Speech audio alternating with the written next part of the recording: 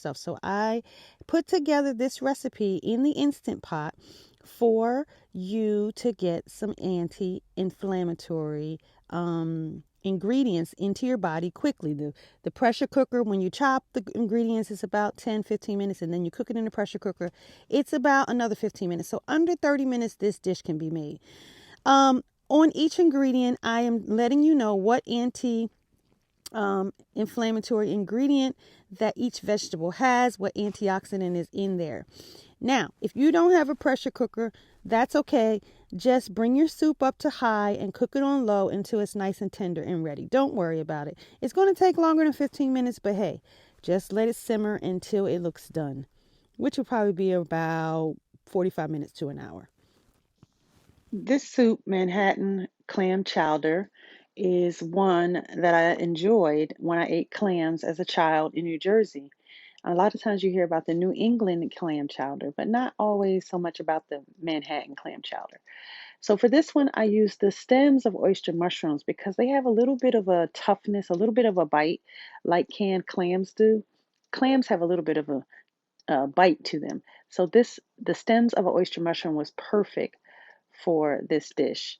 Um, I also added a little crushed nori flakes and also some kelp. So two kinds of seaweed here and some fresh pressed garlic. Um, and I put that over top of my mushrooms with a little olive oil. Let that sit while I begin chopping my vegetables. And this is just kind of sitting, marinating. You don't need a citrus or anything. You could just use the garlic, the seaweed, and the olive oil and let that sit and let that soak up the flavors while you start chopping your vegetables.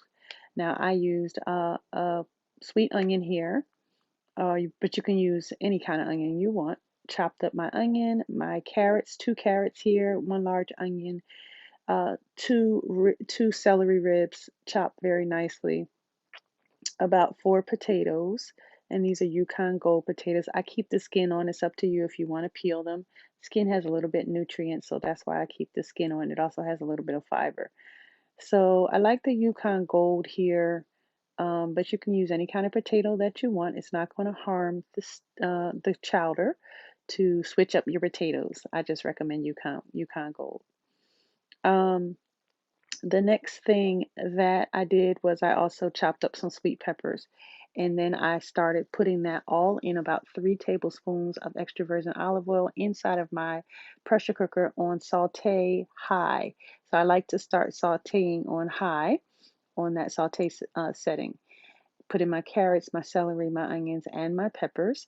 Started sauteing that on high until not, it doesn't need to be too soft, and just kind of allow the flavors to meld together, get a little cooking going, but you're not looking for it to be super soft here.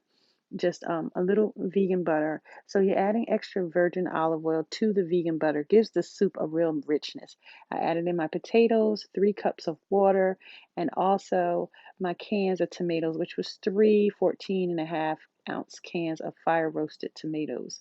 You could also use whole tomatoes and just crush them with your hands here as well.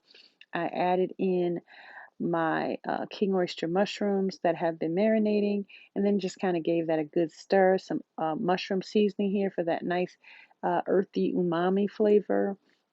And then also some ground bay leaves and thyme. Now, you don't have to use ground bay leaves. You can just put the leaves in yourself and then dig them out later. I like to use ground bay leaves, but it's completely up to you. I put it on pressure cooker for 15 minutes on high, and this is the result. Now, I used a stick blender to make it a little more thick, but that's again optional. You could barely tell here, but I did use a stick blender, and then I garnished it